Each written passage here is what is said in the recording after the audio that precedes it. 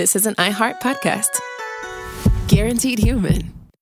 Honestly, no one wants to think about HIV, but there are things that everyone can do to help prevent it. Things like PrEP. PrEP stands for pre-exposure prophylaxis, and it means routinely taking prescription medicine before you're exposed to HIV to help reduce your chances of getting it. PrEP can be about 99% effective when taken as prescribed. It doesn't protect against other STIs, though, so be sure to use condoms and other healthy sex practices. Ask a healthcare provider about all your prevention options, and visit findoutaboutprep.com to learn more. Sponsored by Gilead. With the all-new Audi Q3, the answer's always yes. Yes to adventure. Yes to escape. Yes to right now. The all-new Audi Q3, made for the yes life. This is Matt Rogers from Las Culturistas with Matt Rogers and Bowen Yang. This is Bowen Yang from Las Culturistas with Matt Rogers and Bowen Yang. And now a quick break from our sponsor, Vital Proteins. And it is vital. Collagen peptides is a wellness supplement that supports healthy hair, skin, nails, bones, and joints. When we hit 30, our body's collagen production starts to drop. And that's when Vital Proteins steps in. Their iconic blue tub is everywhere. People love Vital Proteins, in part because it's so easy. Just mix it into your coffee, tea, or smoothie, and you're good to go. Right now, you can get 20% off your next order by going to vitalproteins.com and using promo code LasCulturistas20 at checkout. Huge thanks again to our sponsor, Vital Proteins. These statements have not been evaluated by the Food and Drug Administration. This product is not intended to diagnose, treat, cure, or prevent any disease. Gentlemen, I propose a toast to our good friend, Dave. You inspired this epic guys weekend. I'm sorry you're missing it. Everyone knows that when you fly, you need to bring a real ID or a passport. Everyone but Dave. So here's to finally figuring out how to get on an airplane, Dave. We'll see you tomorrow, and I'm glad you could rebook your flight. He would have loved this restaurant. Does your ID fly? Find out if you have an acceptable form of ID at tsa.gov/real ID. Hey everybody, I'm Robert Evans, and this is once again Behind the Bastards. Each week I read you a story about a terrible, terrible person, and then I discuss it with my guest, and this week that guest is Dani Fernandez of Nerdificent on the How Stuff Works network. She's also a comedian and general funny person. Hey Dani. Yes, thanks for having me on. Thanks for coming on. To hear about awful people. Well, this week our awful person is Griselda Blanco. Does that name ring any bells to you? Barely. With like cocaine, right? Oh yeah. Okay. Yeah. She is the godmother of cocaine. There is we go. One of her nicknames. She called herself the baddest bitch to ever take a breath of life. Oh hell yeah! Well, I mean, I think that's reserved for Beyonce, but sure. Well, we'll see. By the end of this podcast, we're gonna know if she's the baddest bitch or the saddest bitch, because one of those two is probably the truth. I will say that having spent the last week learning about her life, it doesn't sound like bragging to me, because she's a tough cookie. Oh, okay. We're just going to get into it then. Griselda was born on February 15th, 1943 in Cartagena, Colombia. Oh, wait, the day after Valentine's. That's wow. Right. So, the 40s Colombia was not a densely populated place. When she was 3, her mother moved her to Medellin, which was kind of like a quiet, smaller town back then. They lived in a tin house in sort of a rural slum type part of the area with no electricity or running water. There were basically no laws at all at that point in time. Oh my God, what? Yeah. Like not even biblical laws? I mean, it was I feel like those would be like, don't kill your neighbor. It's about to get pretty biblical in here. Oh, shoot. Yeah. So her dad didn't stick around. There's not much information about him. But, wait, I'm sorry. yeah. There's no laws. Yeah. It's a lawless town. It's like the Wild West. Yeah. God. I mean, okay. it's Colombia in the 40s. I know, but they still had police then. I'm Not sure. everywhere. Okay. So, I mean, they did have some police, but as we're about to hear, the police did not exactly make things better. Okay. Which is not a familiar situation for right. anyone in the modern world. Right. Yeah. Okay. So Griselda's mother was a hardcore alcoholic and very abusive. Griselda was beaten regularly. The violence at home was broken up with a nice helping of violence absolutely everywhere else. Because when Griselda was 5, there was this guy, George Gaitan. He was a beloved liberal presidential candidate from Bogota. he was murdered. This sparked a 10-year civil war known as La Violencia, or the violence. At least 200,000 people died. Since a lot of the conflict revolved around local police and politicians urging conservative peasant farmers to butcher liberal peasants and take their land, La Violencia was especially pronounced in areas like Medellin. So from age 5 on, Griselda saw dead bodies on a near daily basis. She and the other local children would find the corpses of murdered people and bury them for fun. It was like a local pastime for kids in Medellin. It was just like burying corpses found in the morning. I wonder if it was like for fun. That sounds like manual labor, though. Like, well, I imagine it's like a Huckleberry Finn situation where like one kid's got to bury the bodies and he cons the others into thinking like this is going to be a great time. No, I would love it if it's just one kid digging the ditch and like 5 kids watching them do it. And just poking the stick, the dead body, like in, what is it, Stand By Me with the... Yeah. It's like that every day. Like, it's an eternal Stand By Me. So yeah, when Griselda was 11, she and some other young people kidnapped a 10-year-old child from a wealthy part of town. I mean, she's 11. She's a hard 11. For whatever reason, the kid's family wouldn't pay up. So anyway, they gave Griselda a gun and dared her to shoot the child between the eyes, which she did. So she's 11. She's committed her first murder, and she did not exactly pump the brakes on life after that. So one night, when Griselda was 14 and La Violencia was winding down, her mother, Anna, started beating her, which again wasn't a super weird situation. Her mom grabbed her by the hair and punched her, then knocked her daughter down and started stomping. Griselda somehow managed to run for the door. Anna ripped the shirt off her back as she ran, and so Griselda ran topless through the pouring rain and mud all the way to the city of Medellin. From that point until her early 20s, she worked as a prostitute. Wait, okay, so she was 11, ran down topless. She's like 14 at this point. Oh, 14. She's 11 when she shoots the kid. 14, like who is taking note of this? Like who added this in her autobiography? Oh, she told this... story? Yeah, she told this story to a guy. So I've used a number of different sources. There's no definitive source on her life, and there's a lot of disagreement about certain things. There's like a mix of tabloids, like The Sun, that have written stories about her, some actual journalists who have written stories about her where the details are minimal. And then there's a documentary called Cocaine Cowboys that interviews one of her former lovers, a coke dealer named George Cosby from Oakland. And she told this story to him. Oh, okay. Of her running topless. Yeah. Because I'm like, who's taking note during this time? Like, who was out at night when it was raining and just like had their notebook open? No, it's one of those things like we're essentially taking her word for when she was born, because I'm pretty sure in Cartagena in 43 there weren't a lot of birth certificates being issued. Although this is the 50s now because she's 14. But the 50s, she's 14. And then she became a prostitute. Yeah, she's a prostitute, and she does that for 6 or 7 years. So she's drawn a hard card out of the deck of life so far. At some point during that period, when she's in her early 20s, she marries a guy named Carlos Trujillo, and she has 3 sons with him. They're all boys: Dixon, Hubert, and Oswaldo. And then Carlos died. We don't know exactly how he died. Some sources say it was cirrhosis of the liver. Some sources say they moved to New York before he died of cirrhosis. And some sources say she divorced him and then had him shot in the face for something. It's hard to say what happened. Wait, what is the New York one? Like, that has nothing to do with it. Well, they definitely moved to New York at some point. Okay. That was his cause of death. New York? Moving to New York. Yeah, because you were like, okay, one is that he got cirrhosis. One is that he moved to New York. Well, he got cirrhosis in New York is one version of the story. Okay. So he dies in New York is one version. She has him shot in Colombia is another. I have no idea what happened because, again, there's just a bunch of versions of her story floating around. Okay. But he definitely dies. My favorite cause of death is moving to New York. Okay. It's a kind of death. It is. Yeah. It is. It's a death of the soul. Yeah. Okay. Yeah. Sorry, continue. Okay. So yeah, like I said, we know that she marries this guy. She has 3 kids with him, and then he dies probably because she killed him, given what happens later. But I'm getting ahead of myself. So whatever happened, Griselda quickly found a new main squeeze, a guy named Alberto Bravo. He owned a string of garment factories, which he turned into drug labs. Alberto hired Griselda to buy raw cocaine for him, and the two quickly fell in love and started operating a little bitty drug empire together.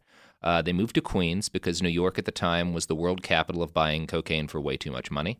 What year is this? This is in like the late 60s. Okay. Their official cover was that they ran a clothing import company. They were able to undersell the Italian mob thanks to their direct connection to Colombia. In 1971, Blanco and Alberto became the first Colombians to sell Medellin cartel cocaine in the United States. So trailblazers. Yeah. Within a few months of moving to Queens, Griselda and Alberto were multimillionaires. At the height of their success, they made around $10 million a week. And this is, $10 million in $60s. So they're fucking banking it. Griselda grew Americanized and developed a love for mafia and gangster movies, particularly The Godfather. Makes sense. Yeah, right? Like you would. Yeah. So as her coke business takes off, she starts calling herself La Madrina, or the Godmother. Griselda was the first female drug lord in the cocaine game. She was also an innovator. She realized that female mules were way less likely to attract police attention and searches than males. This led, obviously, to Griselda using her husband's garment factories to produce and sell a line of specialty lingerie just for smuggling cocaine. Wait, of lingerie? Yeah. Oh, God, I kind of want to be friends with her. Yeah. Wow. So she's operating a lingerie factory so people can smuggle coke in their undies. That's so cool. Yeah. In 1971, one of her corsets was found in a woman's bathroom at the Miami International Airport. It held 7 pounds of cocaine that had been sewn into 58 compartments. Whoa, that's heavy. Yeah, that is a lot to wear on your bits. You know what? That would come in handy, though. Instead of, like, stuffing my bra, it's just, like, filled with coke. Mm-hmm. Wow. Yeah, because she is truly a pioneer. Yeah. No, she's an innovator. She's not content to just do the game as it's been done. Nobody's doing the game like that. No. Okay. No. And in 72, another of her mules gets caught with 4.5 pounds of cocaine in her underpants. Which sounds more uncomfortable than 7 pounds spread out. Mm-hmm. But yeah, maybe it was all in the butt, though. Like, one of my friends had, like, one of those butt, like, implant thingies, so maybe it gave it some padding. Yeah, it just looks like you have, like, a really nice butt. Yeah. But it's actually, like, a Coke? $500,000 in cocaine. Oh, God, yeah. You know what? I bet that's how much Kim's butt is insured for. Like, probably more than $1 million. One buttload of cocaine. Yeah. Yeah. Well, probably, yeah. Mm-hmm. Yeah, because Heidi Klum's legs are insured for, like, $5 million or something. Still. I don't know if you knew that. No. Yeah. Huh. I wonder what the depreciation on legs is. I don't know, but because your knees go to shit at some point. Yeah. But I guess she and other people, like, have their hair insured and stuff. Like, when it's a part of your image. Yeah. You can. This is why I came on, actually, to educate people about this specifically. Yeah. No. Thank you for this. You're welcome. Now I'm thinking about what part of me to insure. Your beard. Really? Yeah. Thank you. You're welcome. That's you so should. nice. I don't know if you've checked out. I always tell my guy friends to go check out, like, when you're on Instagram, if you post a picture with, like, of your, your face and your beard and your facial hair, you can do, like, hashtag beard love or I mean, there's a lot of people that are super into beards right now. As they should be. I mean, I'm just in it for the love of the beard. It's not like I'm not trying to curry favor with anybody. No, but I mean, you could use it in your favor. Yeah, I mean, that's something to keep in the back pocket. Okay. Like 4.5 pounds of cocaine. Yeah. So yeah, by the early 70s, Blanco and Bravo were moving 1.5 tons of cocaine into America every month. Things were going great on the business end of things, but as is so often the case, Griselda and Alberto's relationship suffered as they saw more financial success. Oldest story in the book. Yeah. The problem started when he moved back to Colombia to, quote, restructure the business, which mostly means fucking lots of ladies. Yep. At least that's what Griselda thought. And in fairness to Alberto, Griselda had also started smoking enormous amounts of bazooka, which is just raw, unrefined cocaine. Oh, I thought it was the gum. That No, would've been dope. no. She was just smoking shit, like smoking cocaine by the pound and very geez. paranoid. God. So he may not have been cheating on her, and she may Yeah. just have been smoking more cocaine than a person Yeah, should and was smoke. really paranoid. Yeah, it's hard to say. Probably both are true. Yep. Yeah, because I'm going to guess being a millionaire coke dealer in the 60s, you probably aren't super into marriage vows. Yeah, no. Yeah. So she was so coked out and paranoid that she started keeping a fueled private jet on a 24-hour standby. This actually worked out really well for her because it turned out that a joint NYPD DEA investigation called Operation Banshee had caught onto her operation.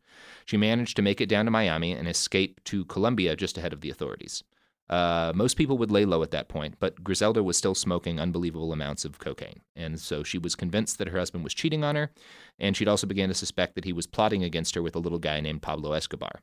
So she arrived in Medellin with the FBI, like, right on her tail, and a team of armed goons in her private aircraft. She arranges to meet with her estranged husband out in front of a nightclub to, like, talk things out with him. Oh, jeez. So there's a couple versions of this story as well. One of them is that she just straight up ambushes him and shoots him in the face.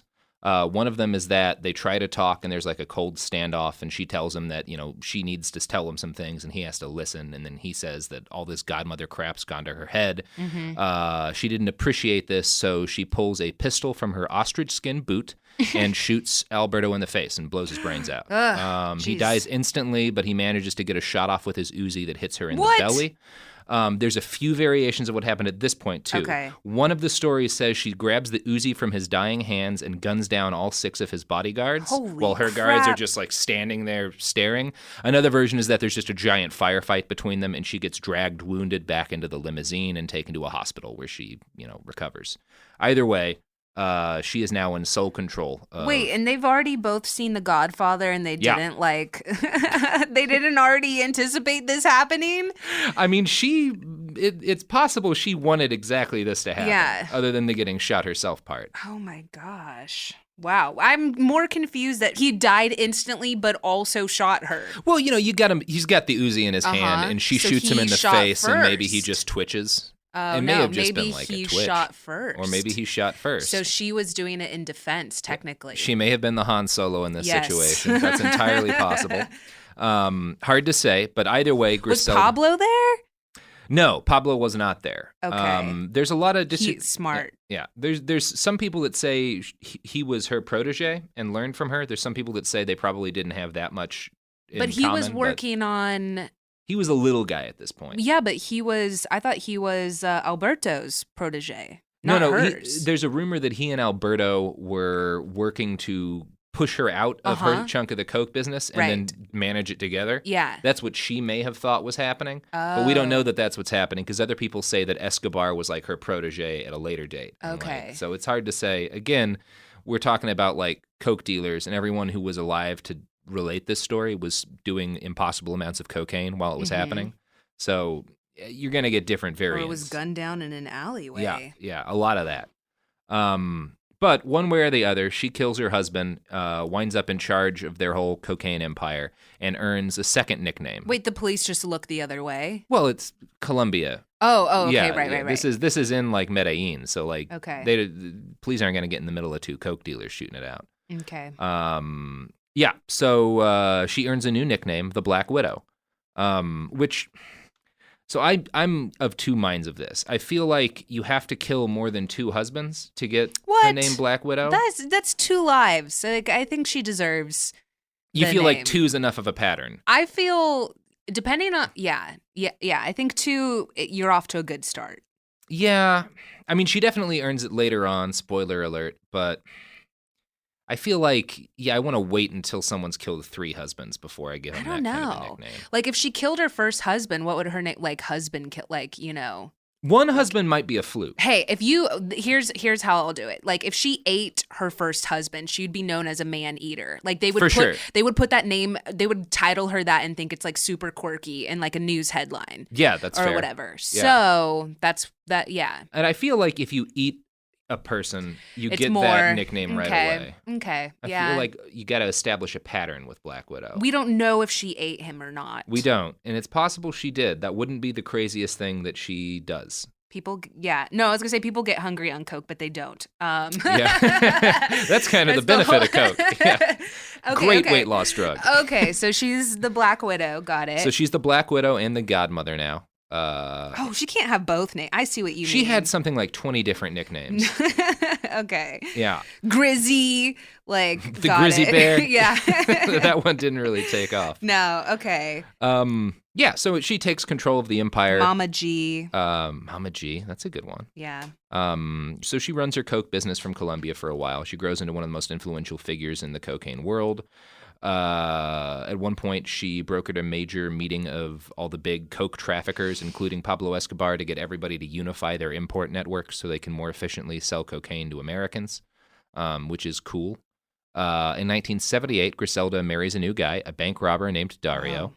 Wow. The couple has a son who Griselda named Michael Corleone, and then they move back into the United States. Wow, that's very on the nose. Yeah, really on the nose. Because you're kind of setting up your kid's life with that name. Yeah. And he has quite a life, which we'll be diving into a little bit here, too. I want to name my kid Hannibal Lecter. Hannibal Lecter. Yeah, I'm just really into eating people apparently with this. I mean, I feel like once they start cloning meat, once they really get that down, everyone's gonna be eating human meat. Yeah. Like I would eat cloned Right. human meat in a heartbeat. Yeah, and then those people will come out that have been like, I've always been eating human meat. Yeah, I've been doing it since before it was cool. You guys aren't real cannibals. That shit was never on a person. Yeah, there's gonna be cannibal hipsters. It'll be just terrible. Oh, wow. Yeah. What a world. Yeah. We'll probably wind up getting human-flavored vape canisters, too. Yeah, I could see that. Mm-hmm.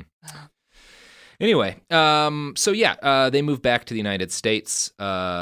She isn't recognized at the border crossing because a decade of smoking uncut cocaine had aged her face by several decades. I wanna see a picture She's like of her. 30 years old in this picture.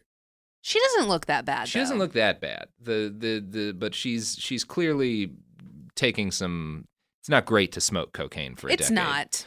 By the way, if you want to check out this picture of young Griselda, you can find it on our website, behindthebastards.com. So yeah, Griselda bought a 6-room penthouse in Biscayne Bay, which is a fancy neighborhood in Miami. What's going on with her kids right now? They're just living with her and doing some low-level coke stuff. Like, your kids you can trust if you're in the cocaine business. So. They don't seem to have ever fucked her over. So, like, she uses her kids in the business a lot, has them as, like, executives. They don't care that she killed their dad.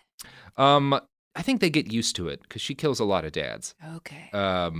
So she settles into Miami, sets to work expanding her cocaine empire beyond anything the world had ever seen. And I think it's time to break right now for just a little bit and talk about Miami in the late 60s and early 70s. What words come to mind when you hear the name Miami right now? Oh, Pitbull. Okay. Let's see. Beaches. Good food. Good architecture. You have a really positive attitude towards Miami. I love my fellow Latinx people that live there. So yeah. See, Vice is the first name in my because I watched a lot of Miami Vice. Sunwrecked Swamp of Madness might be another. I haven't had good Florida experiences. Okay. Yeah. Mm-hmm. But rural Florida is more where I've been, and it's that's rough. It's just Oklahoma too. It is. Yeah. Once upon a time, Miami was a nice, quiet town on the coast. There weren't any big buildings, no skyscrapers. In the late 60s and early 70s, there was very little going on. There was just a single police car patrolling the city at night, even though the city was the size of Rhode Island. So there was also very few young people in Miami. It was basically a collection of Art Deco buildings and shirtless elderly men with zinc cream on their lips. Mm-hmm. There's a wonderful photo article in the Washington Post about this time called 1970s Miami Beach Culture, All Quirk and No Vice. We'll include a link up on the site, but I've curated a couple of photos from it just to give you an idea to sort of set the mood. So you get a couple of old people. This is still what it's like sitting there.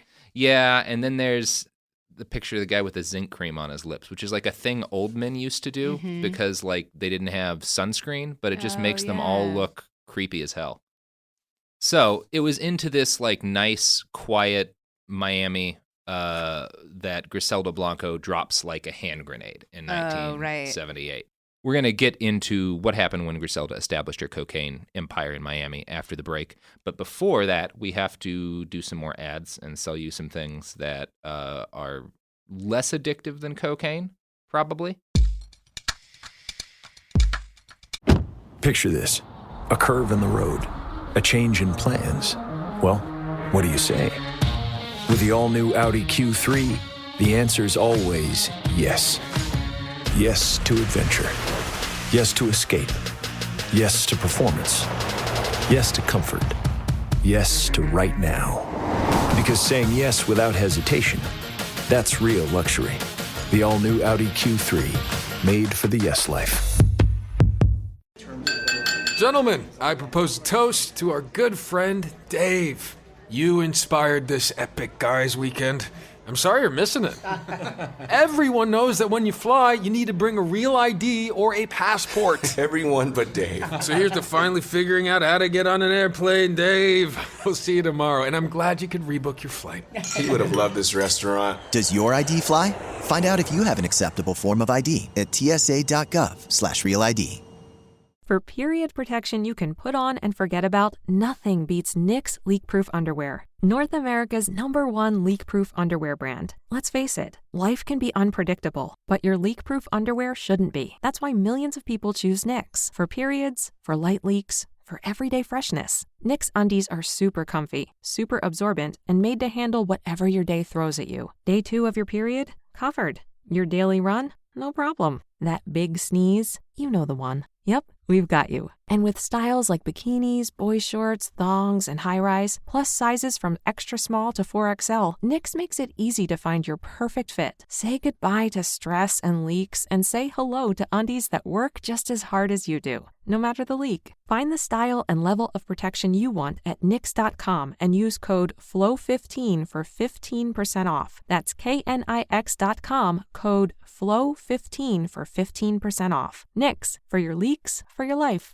Support for the show comes from Public, the investing platform for those who take it seriously. On Public, you can build a multi-asset portfolio of stocks, bonds, options, crypto, and now generated assets, which allow you to turn any idea into an investable index with AI. It all starts with your prompt. From renewable energy companies with high free cash flow to semiconductor suppliers growing revenue over 20% year over year, you can literally type any prompt and put the AI to work. It screens thousands of stocks, builds a one-of-a-kind index, and lets you backtest it against the S&P 500. Then you can invest in a few clicks. Generated assets are like ETFs with infinite possibilities, completely customizable and based on your thesis, not someone else's. Go to public.com/podcast and earn an uncapped 1% bonus when you transfer your portfolio. That's public.com/podcast. Paid for by Public Investing. Brokerage services by Open to the Public Investing Inc. Member FINRA and SIPC. Advisory services by Public Advisors LLC, SEC registered advisor. Generated assets is an interactive analysis tool. Output is for informational purposes only and is not an investment recommendation or advice. Complete disclosures available at public.com/disclosures. So we're back. We're talking about Griselda Blanco, who has just moved to Miami in '78 to establish her cocaine empire. Well, at this point in the story, Miami is a quiet little town on the coast filled with old people that Griselda Blanco has just moved in and decided to turn into the cocaine mecca of the United States. Now, at this point, it is sort of the marijuana capital of the U.S. 95% of the pot smoked during the Summer of Love entered the United States through Miami. Okay. But the pot business hasn't had a huge impact on the city itself, and the cartels are rapidly moving away from marijuana because pot's bulky and it's hard to hide. It smells. Yeah. Cops true. were actively looking for it, and they weren't looking for cocaine at this point. And cocaine at this point in time was worth about $35,000 a pound in like 1970s dollars. So that's the equivalent of like 2 or 3 years' income for a middle-class person if you can smuggle 1 pound of cocaine across the border. Wow. In the late 70s, coke was still a rare and exotic drug that only the really rich people could do. A single gram would be $60 to $100. A report from the National Institute on Drug Abuse in 1977 estimated that less than 1% of adults in the country had even tried it. Like 20 years later, it would be more like 15% of adults had tried it. So cocaine explodes in this period of time from like the late 70s up through the 80s. And Griselda Blanco is most of the reason why, because she starts moving cocaine in by the thousands and thousands of pounds. Within a few months of coming to Miami, her income had tripled. Other drug kingpins followed the queen pin, and soon Miami was awash in a sea of blow. Cocaine money actually built the city of Miami that we know today. Huge numbers of bars and nightclubs were built to act as front for cartel operations. Giant buildings filled with condos and penthouses shot up because there's all these people with drug money now that are just like wanting to buy nice places on the beach.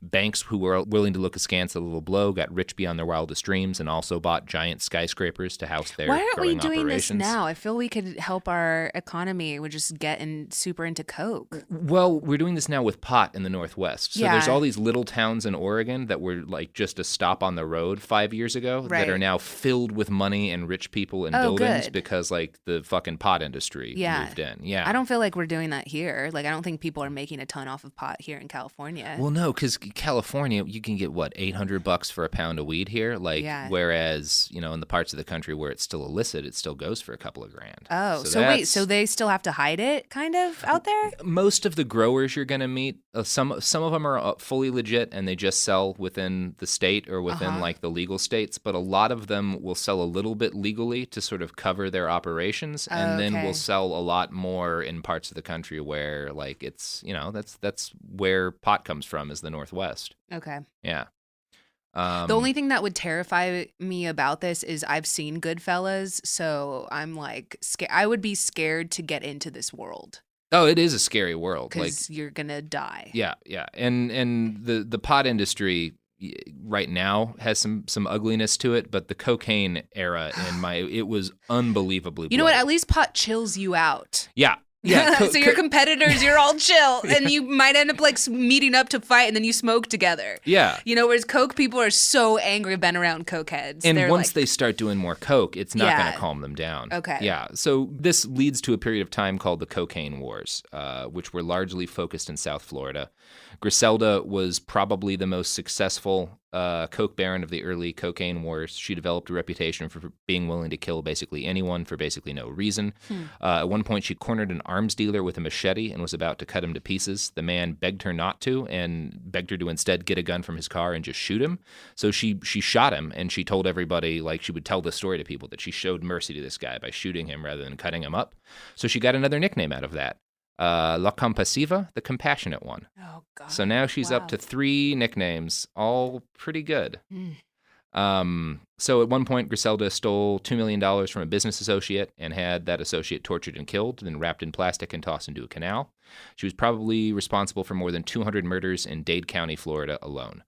In 1979, 2 of Griselda's men drove a white Happy Time party supply van up to the Dadeland Mall, got out and started firing machine guns into a liquor store. They killed 2 men who were rivals of Griselda's, and they wounded a clerk.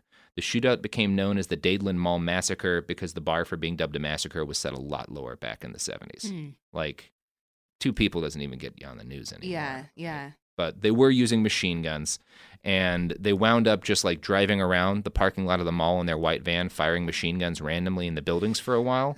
And then they left the van, and the police who searched it found that it had been bulletproofed. It was filled with machine guns and ammo. They described it as a war wagon. It was basically like a tank in the body of a box truck. So this was kind of like the moment in the cocaine wars where the police were like, oh my God, this is like, so like cops at this point, they're all just carrying little 6-shooters. They don't have machine guns. They don't have body armor. There's not much in the way of SWAT teams. And they realize that like the gangsters in Miami are tooling around in armored cars with machine guns. And so this is like the moment that catalyzes that the coke wars have gotten really fucking serious. And it's also a moment that catalyzed another great cocaine innovation for Griselda Blanco. She was frustrated by the loss of her $14,000, which was a lot of money back then, war wagon. Wait, why did they leave it? It's not known, but I think it's probably because the traffic was bad. Oh. So they realized they'd be able to get away faster on foot. And a couple of weeks later, she lost 2 of her assassins because the cops caught them after killing a guy because they were stuck in traffic in their car. So she decides cars are bullshit and starts having all of her hitmen drive motorcycles and invents the motorcycle drive-by assassination, which would come to be one of the truly great innovations of the cocaine wars, because you could just zoom up, shoot someone to death, and then roll out for wherever. Pablo Escobar used a shitload of motorcycle assassins, like in his rise to power. So this was like a major innovation in killing people in the coke industry. And it was gives a bad name to motorcyclists, man. I've met some of the nicest leather daddies out there. If you get into the cocaine business, they'll cap you. Yeah. I mean, assuming they're in the cocaine business. I assume every motorcyclist. No. Nope. I assume they're all on their way to like volunteer somewhere because that's all of the stories I see on my feed. You know, it'll be like tatted motorcycle guy like helps elderly woman across the street. So that's how I view them. I mean, theoretically, if riding a motorcycle allows you to more efficiently assassinate people and escape traffic, it also allows you to more efficiently volunteer your time at soup kitchens. Yeah. See? Yeah. It checks out. Yeah. And they're saving the environment. Yeah. They are. That's why they get emissions. to use like the carpool lane. Yeah. Less emissions. So you could say she developed a green way to assassinate people. Yeah. Yeah. And you could say that. Yeah. She's an environmentalist. Also, she is, taking more people off the planet. And these are usually very rich people Bad who are people. probably consuming a lot too. Yeah, they're also bad. Yeah. Well, some of them. Some of them, I think. Some of them, Her for sure. competitors that are also murdering people. Yeah. Yeah, I mean, that's the nice thing about the cocaine wars is that you don't have to feel super bad about it Yeah, that's anymore. kind of interesting. They're killing each other. Yeah. So Miami became the most violent city in the United States pretty rapidly after Griselda moved there. In 1979, it had 349 murders. In 1980, there were 573 murders. And in 1981, there were 621 murders.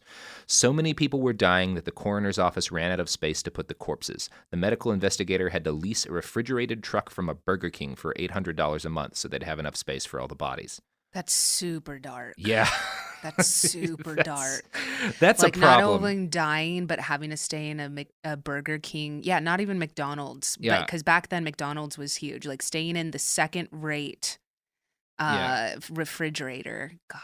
Yeah, that's a bummer. And it's also just like if you get up in the morning and At read the least put news. me in an In-N-Out. You want to be frozen in an In-N-Out? Yes. Yeah. Definitely not Arby's. I'm sorry, Arby's people. Maybe, you know what, a Dairy Queen would be chill. Yeah. Like, I mean, man, think about like getting up in the morning. Like that's one of the signs to move out of a place is you get up and you read that like we don't have room for all the dead people. Yeah. Like, all right, I'm leaving.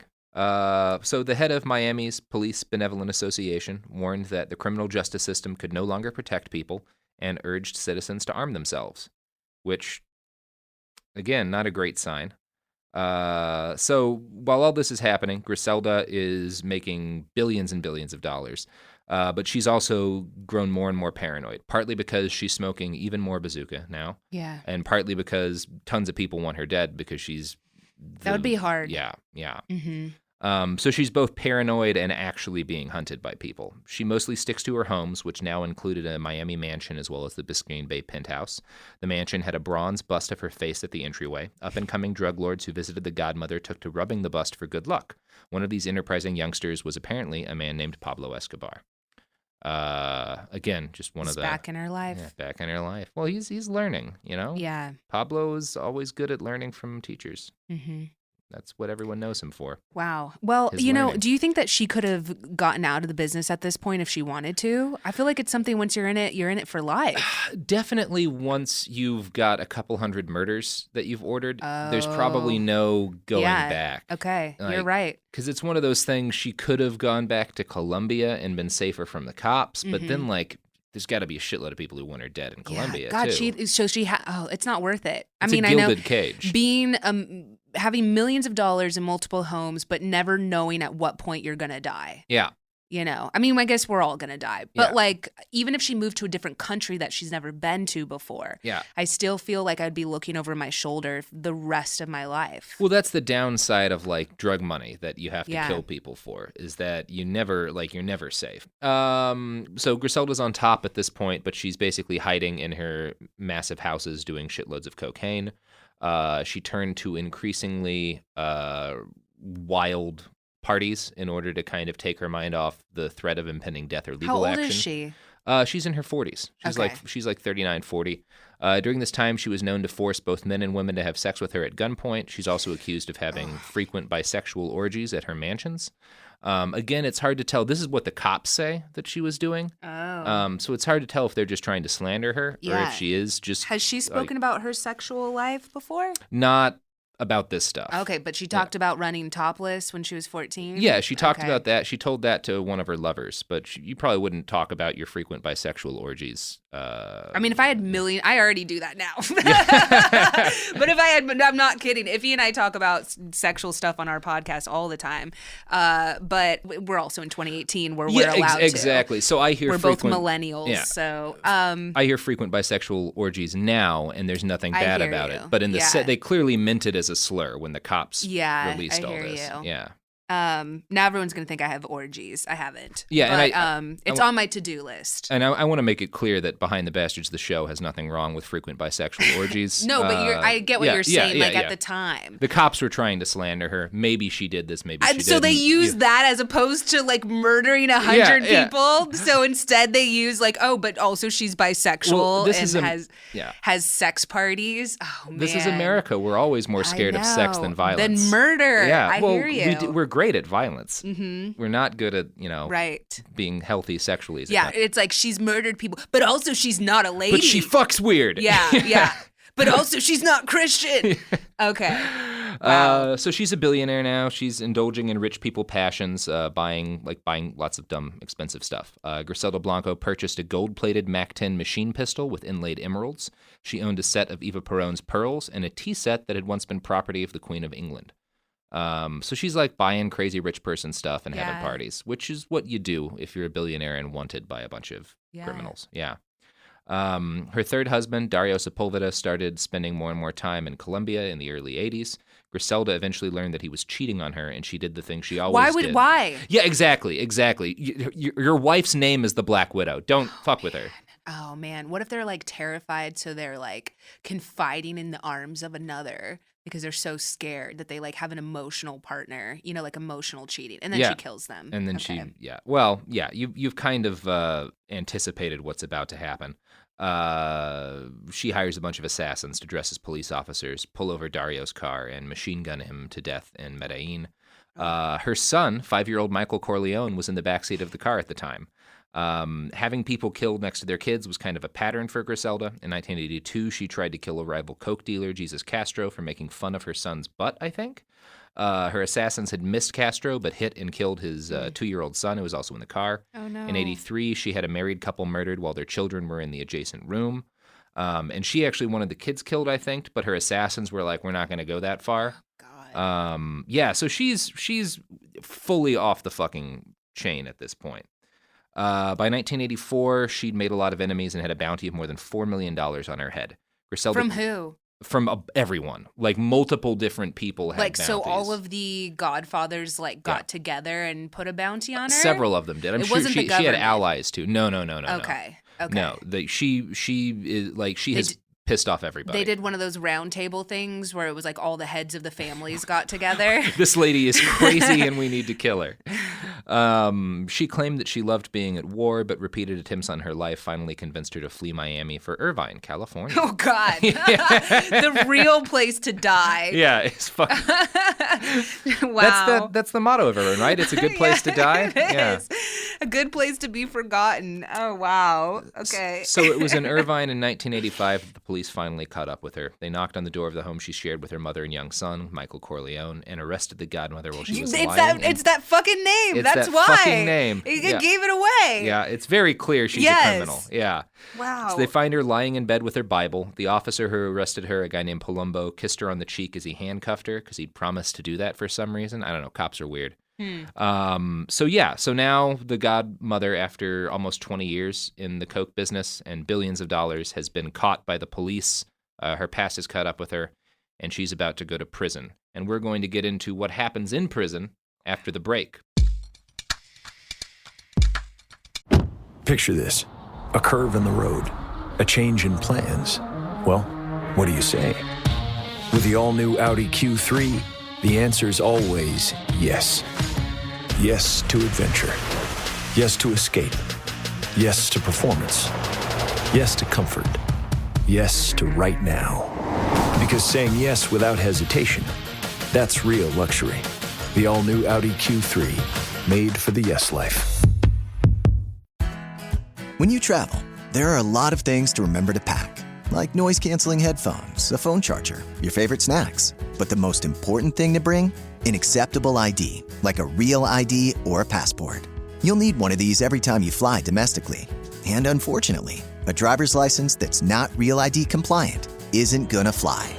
Find out if you're travel ready at tsa.gov/real ID and visit your local DMV to get your Real ID today. For period protection you can put on and forget about, nothing beats Knix leak-proof underwear. North America's #1 leak-proof underwear brand. Let's face it, life can be unpredictable, but your leak-proof underwear shouldn't be. That's why millions of people choose Knix. For periods, for light leaks, for everyday freshness. Knix undies are super comfy, super absorbent, and made to handle whatever your day throws at you. Day 2 of your period? Covered. Your daily run? No problem. That big sneeze? You know the one. Yep, we've got you. And with styles like bikinis, boy shorts, thongs, and high-rise, plus sizes from extra small to 4XL, Knix makes it easy to find your perfect fit. Say goodbye to stress and leaks and say hello to undies that work just as hard as you do, no matter the leak. Find the style and level of protection you want at Knix.com and use code FLOW15 for 15% off. That's KNIX.com, code FLOW15 for 15% off. Knix, for your leaks, for your life.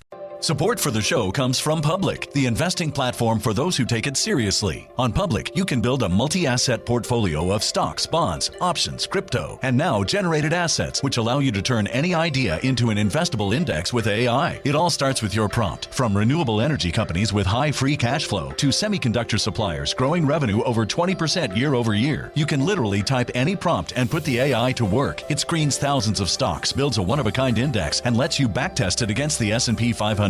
Then you can invest in a few clicks. Generated assets are like ETFs with infinite possibilities, completely customizable and based on your thesis, not someone else's. Go to public.com/podcast and earn an uncapped 1% bonus when you transfer your portfolio. That's public.com/podcast. Paid for by Public Investing. Brokerage services by Open to the Public Investing Inc. Member FINRA and SIPC. Advisory services by Public Advisors LLC, SEC registered advisor. Generated assets is an interactive analysis tool. Output is for informational purposes only and is not an investment recommendation or advice. Complete disclosures available at public.com/disclosures. And we're back. We're talking about Griselda Blanco. She has been arrested in 1985. The police had a very strong case against her. They were able to get her locked. Being bisexual. Yeah, exactly. They locked her up for being bisexual.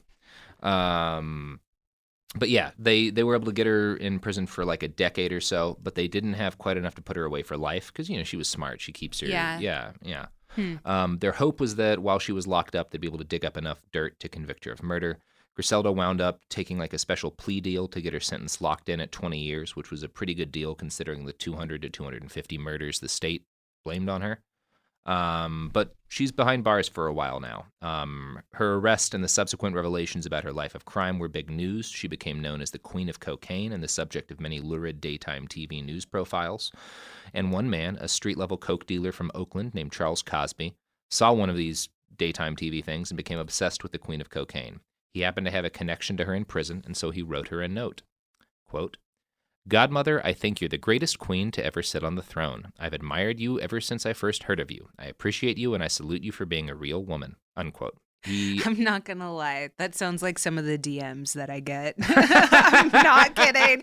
I will show you after this. It'll be like some guy called me my beautiful sweat queen. I think he meant to say sweet. Sweet queen? Yeah. And so I like screenshot it. I cut out his name, whatever. He didn't deserve that because he was a rando and I get a lot of random creepy dudes. But it was like my beautiful sweat queen. And then I just asked everybody to start calling me that. My beautiful queen, your gorgeous eye. Like, oh man. I feel like Sweat Queen is a solid like yoga shirt. Sweat Queen. You're right. Yeah. You're right. Yeah. I can't be the queen. Again, that's reserved for Beyonce, but I can be a sweat queen for sure. Sweat Queen. So yeah, that's the letter he writes her. He also tells her he wants to meet her in person. 3 days later, Cosby gets a phone call. Griselda asked if she could talk to him, and when he answered, she asked why he was interested in her. Cosby responded that he wanted to, quote, rub elbows with a legend. They wound up talking for an hour. The pair struck up a friendship and then a romance. Soon they were talking every day. Griselda told Cosby her whole life story, or at least the parts of it she wanted to tell and wasn't afraid to reveal over a jailhouse phone line. The version of her story we hear from him is a lot more sympathetic. For example, the guy that she had shot in front of her son, she claims it was because he'd kidnapped her kid. Mm-hmm. Okay. And the other is that she just thought he was cheating and murdered a third husband. But anyway, Cosby, if you watch the documentary Cocaine Cowboys 2, which is on Netflix, you can There's see... multiples. Yeah, there's two coke, and they're not... It's weird because, like, the information in the docs is good. They have a lot of really good interviews with people who were, like, smugglers at the time. But it's, like, they're... hideous is the only way to describe it. Like the editing and the art is just the worst. Okay, yeah. Maybe I'll watch it. Maybe I'll audio. Yeah, you can. It's I'll be like cooking in the other room and can hear it. It's the perfect documentary to cook while it's on somewhere else and you're not looking at the screen. That's what I do most of the time when I'm watching something. Yeah, it's like I'm gonna answer my emails and just casually have this season on in the background. Yeah, like the second one deals more with Griselda's life, and it animates stuff like that time that her mom attacked her her and she ran topless through the night, but it does it in like the grossest way possible, where it's almost like, this is like fucking porn. Like, what were you thinking in putting this together? Was it made by this guy? He's their main source, and so the documentary is not very credible towards him. Like it doesn't question him on anything. And I think we'll talk about Cosby once you hear a little bit more about him. But he's an interesting character, and clearly he has his own angles in everything that he's saying. So again, like, we never know 100% anything about this woman. We just have a bunch of different stories. Did she even exist? She definitely existed. Do we have her birth certificate? We have her audio that we're going to play a little later. Okay. So yeah, after a few days of phone calls, Cosby visits Griselda in prison. He immediately noticed that while every other prisoner wore a standard issue prison jumpsuit, Griselda had on a silk jacket, white silk pants, red pumps, and a ton of makeup. Before you even said it, I'm like, he's going to say silk. And that was the first thing that came out of your mouth. Yes. Oh, I respect it. Man. Oh, hell yeah. Okay. They start making out immediately in the visitor's room. Oh, just damn. Going don't to even town care. on each other. And then they like fuck in this like little private-ish area. She apparently bribed the guards $1,500 every time he visited. Where is she getting this money still? She's a billionaire. I mean, I know, but you think that they would like take her assets or something? Why? Because they're illegal. I mean, I assume she's got her money in foreign banks and stuff. Like, if you're that level of drug impresario, you don't lose your money just because you go behind bars. So she promised that she would make Cosby rich, and she cut him in on some of her business dealings. She was continuing to manage her cocaine empire from behind bars. Her network had shrunk since she got arrested, but she was still netting like $50 million a year in profits. Dang.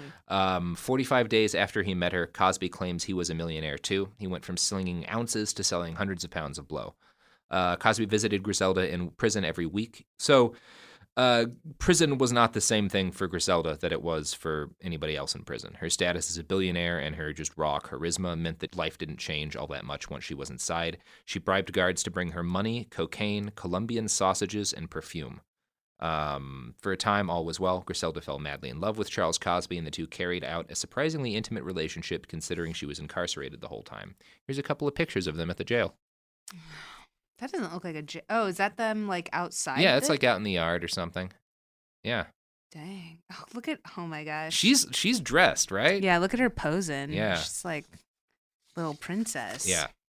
So we'll have those pictures up on our website, behindthebastards.com, so you can see Charles Cosby and the cocaine godmother just sort of having a nice little picnic at prison.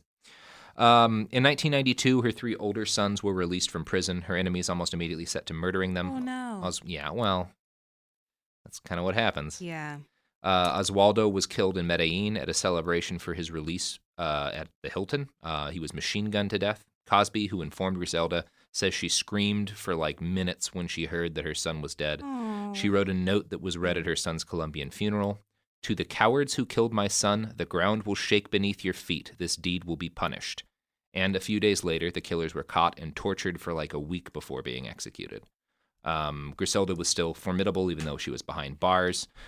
She was strong, but she was not stronger than Charles Cosby's desire to have sex more than once a week. He started cheating on her with some lady. Oh, and, no. Yeah. Did he not read her? Did he not know? He was not? obsessed with her. You should know this. Yeah, I feel like, I mean, he probably thought he could get away with it because she was in prison, but clearly she had people spying on him from prison. Because one day as he's heading home, he gets a warning from Griselda, which is 2 guys driving up and firing machine guns into his car. His car is shot 12 times, and he takes a bullet in the arm. I don't think that was a warning. I think they were trying to murder him. I think that's a warning for her. I think they were trying to murder. I feel like if there's only 12 holes in his car, Yeah. that was like her putting, like, she had kid gloves on still. Because she calls him as soon as he gets home. So he's like staggers home in a shot up car, bleeding from the arm, and gets a phone call. And she tells him to meet her at the prison the next day, which he does because, what else do you do? When he arrives, she just starts strangling him in the visiting room. And all the guards are watching and just don't do anything. Like, she just throttles him for like a couple of minutes until he manages to get away. And he shouts at her and tells her that if she ever tries it again, he'll beat the shit out of her. She just stares at him and says, "Charles, you're no more a threat to me than a fly is on my shirt." And again, this is Cosby's recollection of what happened. It's kind of incredible he's alive at all, given Griselda's history and Yeah. 3 murdered husbands. Yeah, she must really care about him. I think she did because she told him she loved him a bunch. And in his recollection of events, he claims that he was able to get her to see reason by basically saying, like, look, I love you. I'm in love with you, but you're stuck in prison. Yeah. And I'm a man, like, once a week isn't enough for me. And she, like, agreed that made sense and forgave him. Okay. Which is, pretty progressive. It's kind of like prison polyamory almost. So, Griselda seemed to be pretty happy with her love life, but things were not going nearly so well on the legal end of things. The authorities had continued to pursue her since she'd made her plea deal. She was and is blamed on creating the crime wave that turned Miami into a battleground. The show Miami Vice is based on the drug war she ignited. The cops kept after her. And in 1995, she was indicted for 3 murders. Now, murder indictments weren't a new thing for Griselda, but these ones were scary because her former hitman, a guy named Rivy, had turned state's witness against her.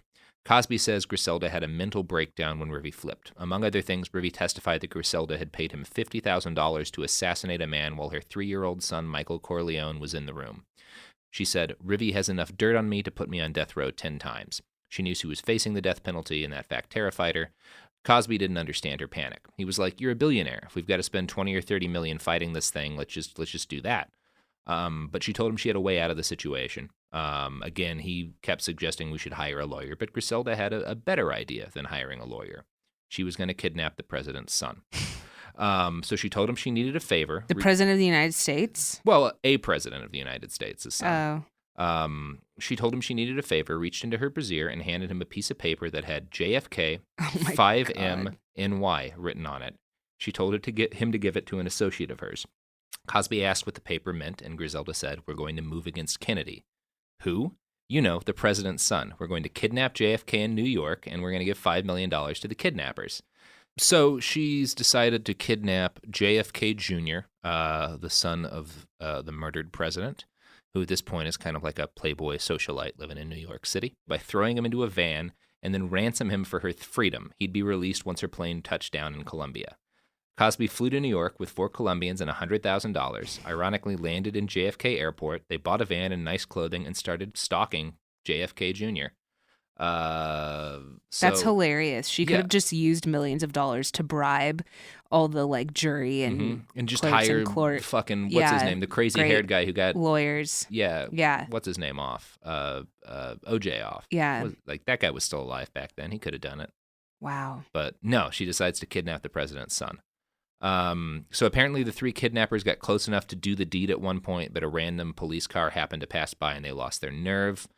What happens next is a little bit unclear. He's also one of the most watched people. Yeah. As opposed to kidnapping somebody else. You're kidnapping somebody that has constant security. Well, he apparently didn't have bodyguards at this point. So he was How old was he? He was I think he was in his 30s. Okay. In early 40s. He didn't live that much longer after this. I know. Because of the plane thing. But yeah. So Charles Cosby claims that he realized kidnapping the president's son was a bad idea, but that he was willing to do it for her. And then the plan got spoiled because of a phone conversation that they had. This conversation, actually, which is where you'll get to hear Griselda Blanco talking to Charles Cosby about the JFK kidnapping. How are you? Oh, man, I'm doing too good, man. Yeah. How's Michael doing? Michael is in Colombia now. I got something to give you a Michael, too. So is the JFK plan still together? Uh-huh. Oh, that's good. I'm glad to hear that, But you be sure to be careful, though, Be careful for what? Just always know what you're doing ahead of time, I love you too. Oh, you do? I remember you today, tomorrow, and forever. Oh, that's good to hear. I love you so much. I love you too. Yep, and I love you always, okay? More kisses, okay? Okay, Griselda. Okay, baby. Okay. Bye.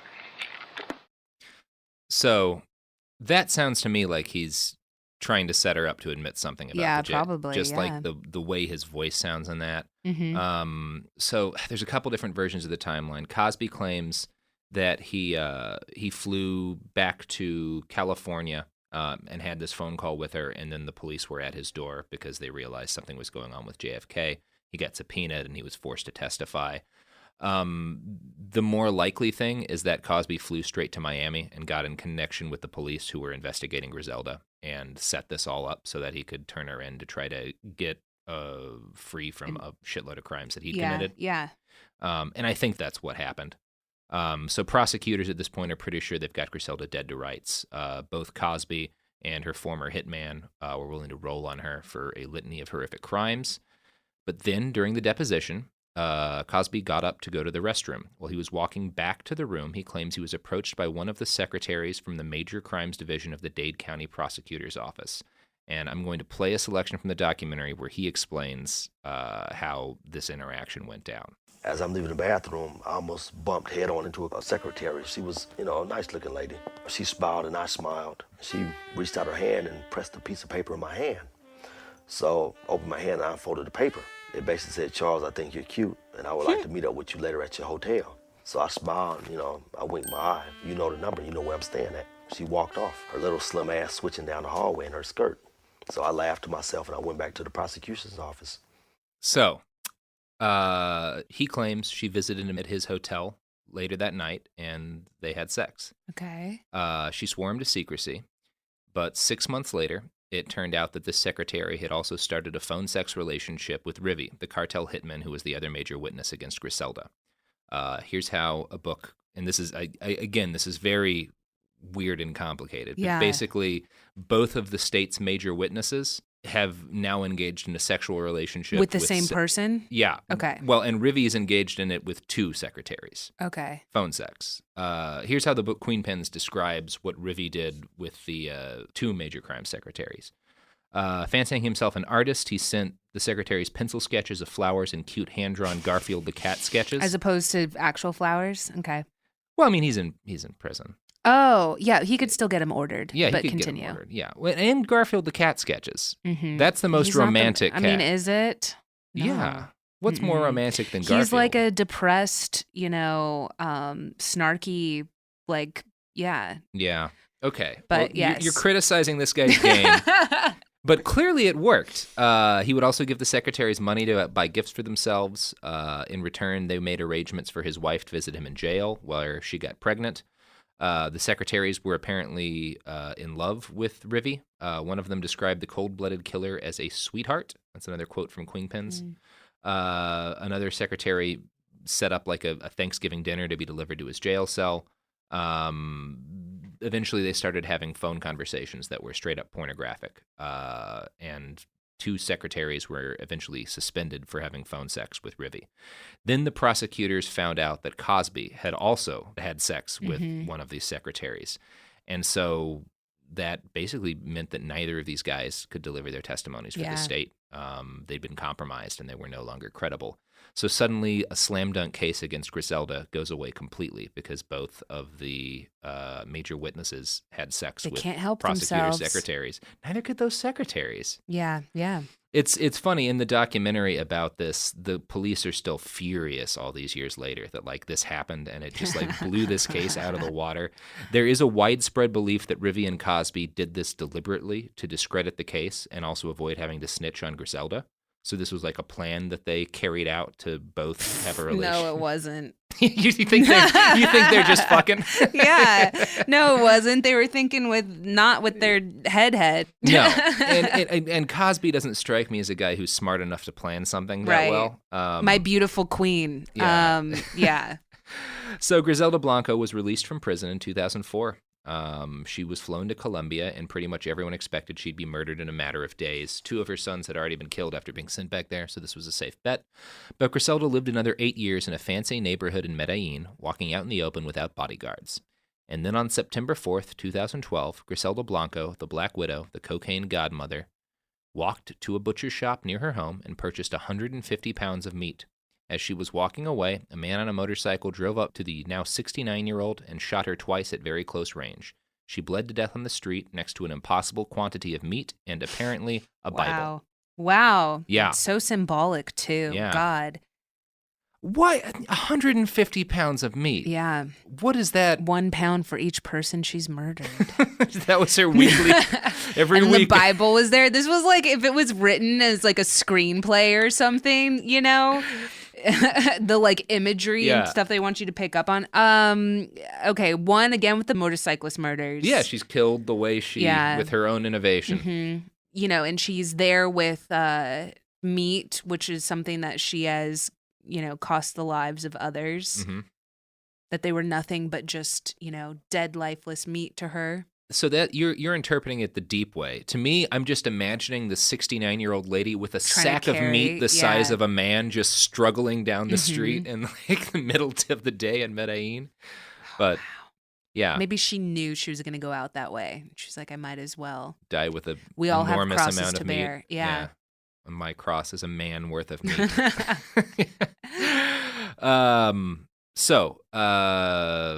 Yeah, it's probably worth including a little. Wait. That doesn't really even make sense because she should have servants with the amount of money she has. She was with I think one of her nieces or something like that. Yeah. But it's still. Was her niece watching her carry the 150 pounds by herself? There's no details on that, but I hope that was like it wasn't even broken up. It was like she was carrying the full load. I just can't imagine her having all that money and like even my family in like Brazil, they have like servants. So yeah. I imagine that she would have a full class of.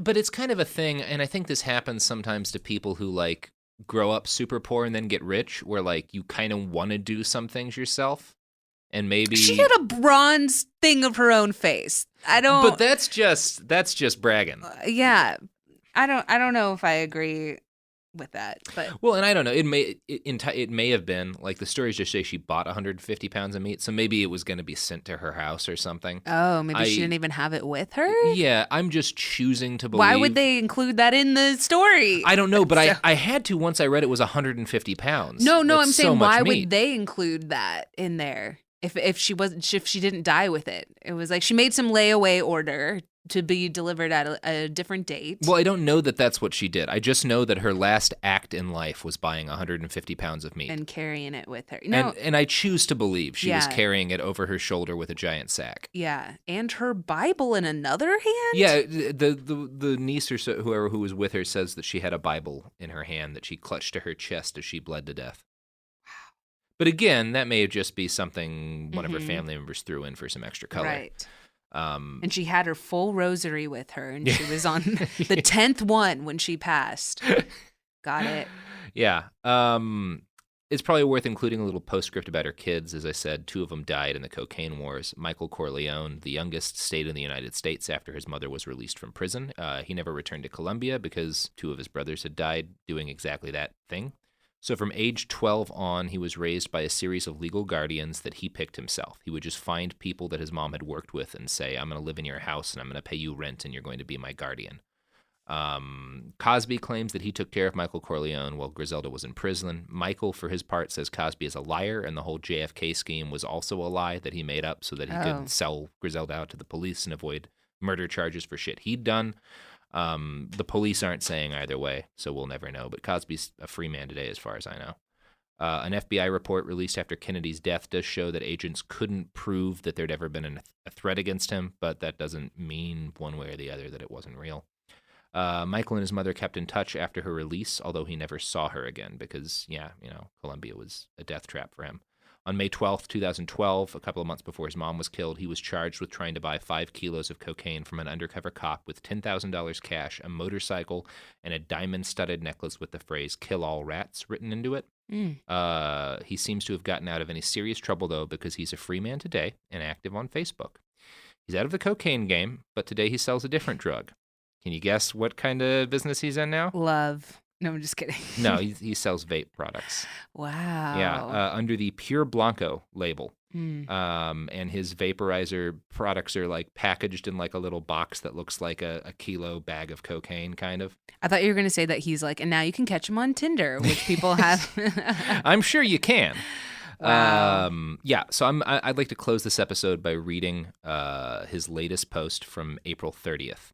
To everyone that has been asking, yes, this is our official product, and we have invaded the market. We have all certifications and thorough testing of our product, like Griselda used to test that Pure Blanco. Nothing but the finest on this side. You want to buy some, DM us. You want to distribute for us, DM us. Salute our business partners at Wake and Vape. We about to blow this up. Pure Blanco is also a lifestyle clothing brand. You can visit their website, pureblanco.com, right now and order Griselda Blanco-themed hoodies and T-shirts. I mean, I hope they're paying you for this ad because maybe they'll hit you up and send you some stuff. I will take anything Pure Blanco wants to send my way. I feel like it's one of those things I kind of want to make fun of Michael Corleone, but he's had like his dad and a bunch of people murdered in front of him. Like, right. And his name is Michael Corleone. This seems like the best case scenario for him. Yeah. That he sells vaping products and hoodies. So that's like that's like naming like being a sailor or something, naming your son Jack Sparrow, or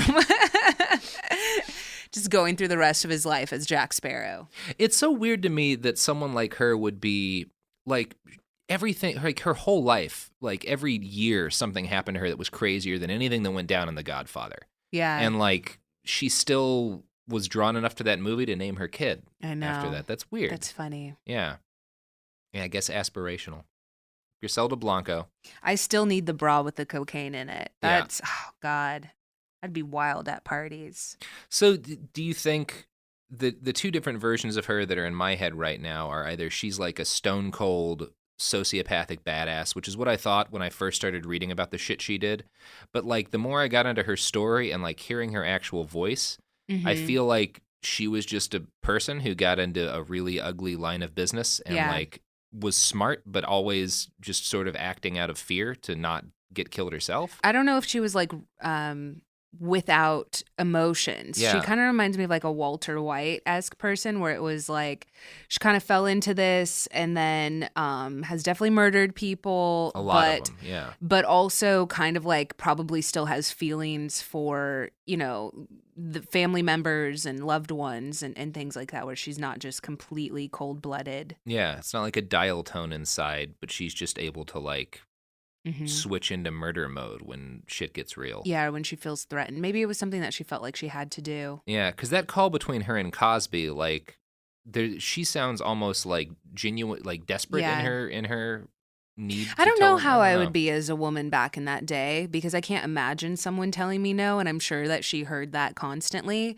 So, you know, maybe she felt like she had to be this badass in order to be successful, and she was like one of the most successful women, even though she murdered a bunch of people. Yeah, and for someone who was born dirt poor and had to work as a prostitute on the streets in order to make ends meet, to go in like the space of 5 or 6 years from that to a billionaire. Yeah, like she, like, clearly if she had grown up in another time and had access to like more opportunity, she could have been running Microsoft or whatever right now.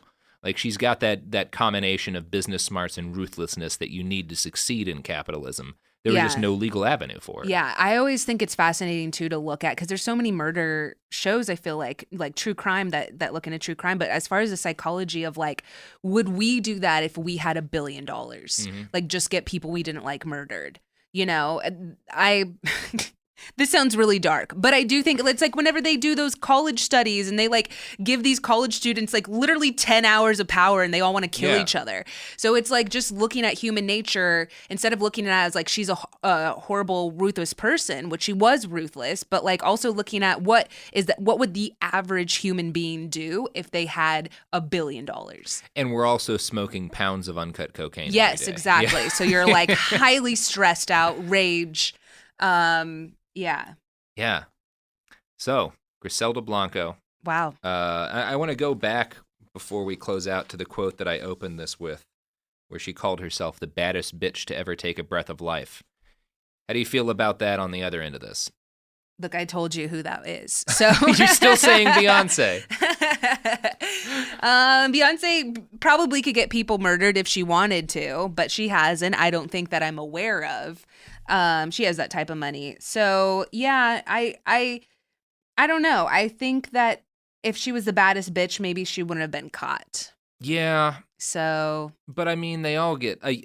I'll say this. I feel like if she was a young woman today, she could put on a kick-ass Coachella. Yeah, that's true. Yeah. But I think she's, a bad bitch. But her wanting to kill little kids kind of also, turned me off. Yeah. Yeah, that does decline some sympathy. See, what you for do is you kill the parents and then you take the kid under your wing. Like if she's watched any, 90s movie ever. Yeah, but then those kids kill you. Like, that's true. That's always how that know. goes. We got like Kylo Ren and stuff out here. So yeah. I know, I hear you. You're damned if you do, damned if you don't. So you might as well have the kids machine gunned. Okay. But I may have been doing this podcast too long. All right.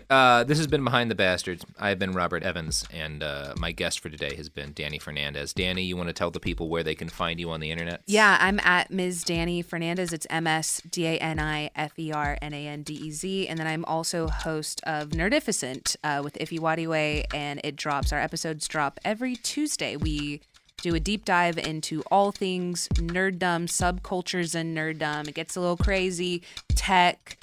So we go in the past, present, and future of a lot of the topics that we cover. Awesome. And I am Robert Evans. You can find me on Twitter at IWriteOK, 2 letters. And Behind the Bastards, you can find every single Tuesday dropping onto your internets. So please subscribe.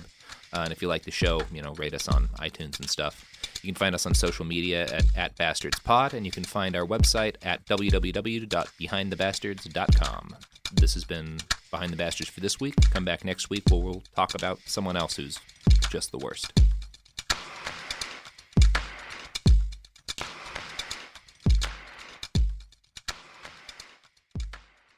This is Oz Voloshin from Tech Stuff. And now for a quick break from our sponsor, Vital Proteins.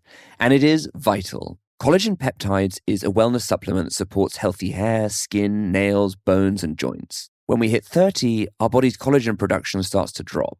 And that's when Vital Proteins steps in. Their iconic blue tub is everywhere. People love Vital Proteins, in part because it's so easy. Just mix it into your coffee, tea, or smoothie, and you're good to go.